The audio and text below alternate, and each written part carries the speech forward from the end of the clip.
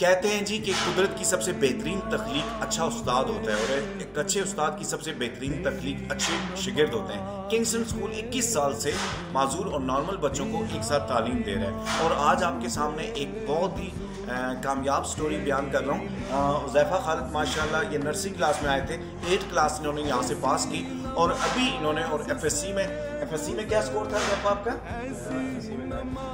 952 marks تھا، اور ابھی اوپن میرٹ پہ ان کی سلیکشن ہوئی ہے پشاور یونیورسٹی میں، سول انجینئرنگ میں ان کا ایڈمیشن ہوا ہے۔ اور آپ نے کیا سیکھا معذور بچوں کے ساتھ رہ کے؟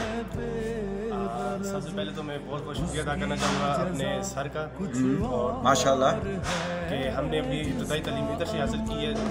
میں یہ میسیج دینا چاہتا ہوں کہ آج کل جو لوگ سمجھتے ہیں کہ یار ہمارے بچے معذور بچوں کے ساتھ پڑھیں گے تو خراب ہو جائیں گے، نہ جانے پہ کس طرح کا امپریشن چلا جائے گا، ان کا ماحول خراب ہو جائے گا، ان کی مطلب کہ مینٹل ایبلٹی اتنی نہیں رہے گی، ان کی مینٹل اپروچ اتنی اچھی نہیں ہوگی۔ تو مین ساری چیزوں کو جو ہے میں نہیں مانتا کہ یہ صرف باتیں ہیں، بس ساری باتیں اگر ایسا ہوتا تو یہ میرے ساتھ بھی ہو سکتا تھا۔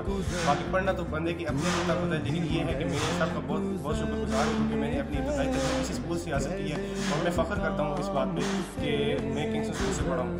اگر جس طرح لوگ بولتے ہیں کہ ہمارے بچے اگر معذور بچوں کے ساتھ پڑھیں گے تو ان کی مینٹل اپروچ خراب ہو جائے گی، ان کا فیوچر سارا خراب ہو جائے گا، تو ایسا بالکل بھی نہیں۔ اگر فیوچر خراب ہونا ہوتا تو میرا خود بھی تو فیوچر خراب ہوتا۔ ماشاءاللہ ماشاءاللہ۔ لیکن ایسی بات کوئی بھی نہیں ہے۔ آپ کو کنگسٹن کے دن یاد آتے ہیں جو آپ کی سرگرمیاں ہوتی تھیں، وہ زارا قومی معاذ والی، وہ جاگو ٹیم والی، یاد ہے؟ اچھا، دوسرا یہ حذیفہ کے کمنٹس ہیں جو اس نے مجھے دیے ہیں کہ جو مزہ مجھے کنگسٹن میں آیا وہ کہیں پہ بھی ایسا ہی کہا تھا آپ نے؟ جی ایسی ہاں، تو بہت بہت شکریہ آپ کا۔